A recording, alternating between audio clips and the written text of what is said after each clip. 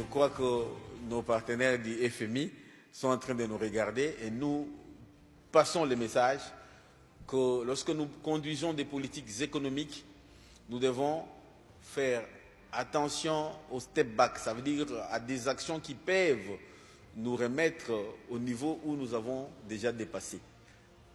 L'objectif aussi du gouvernement, c'est de faire de la fiscalité un instrument d'investissement et d'attractivité de notre économie. Parce qu'aujourd'hui, la compétitivité de nos entreprises locales est mise en cause.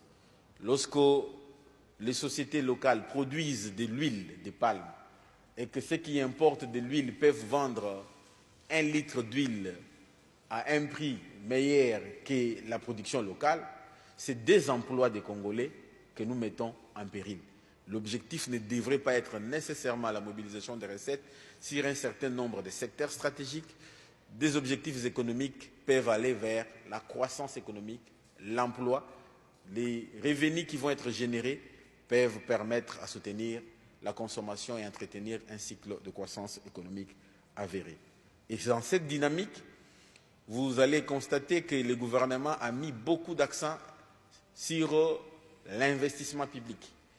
Comme nous attirons déjà l'attention des élus du peuple ici, vous verrez dans la loi de reddition des comptes que le niveau d'investissement a baissé sur la ligne ou la nature capitale publique de 10 à 9%.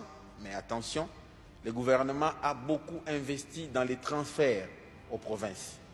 Lorsque vous sillonnez les pays aujourd'hui, il est en chantier. Et si vous prenez tous les transferts aux provinces en termes d'investissement, vous ajoutez à ce qui a été investi, vous allez constater que le niveau d'investissement public est allé au-delà de ce qui est prévu.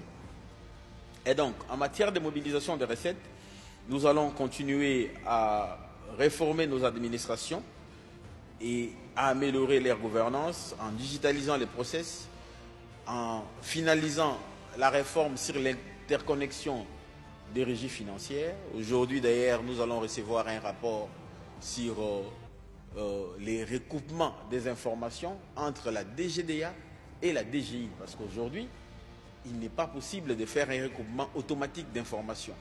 Les entrepôts de données ont été mis en œuvre et nous avons investi là-dessus. Nous avons créé, et à la prochaine occasion, nous allons inviter les honorables députés pour venir voir et visiter les centres des données du ministère des Finances. C'est un investissement colossal du gouvernement avec un bâtiment tout entier dédié, un centre de données avec des sites de redondance à Kinshasa et à Lubumbashi. Toute la réforme de la facture normalisée est prise en charge par ces centres de données et les serveurs y sont logés pour permettre une meilleure réussite de la mise en œuvre de ces programmes.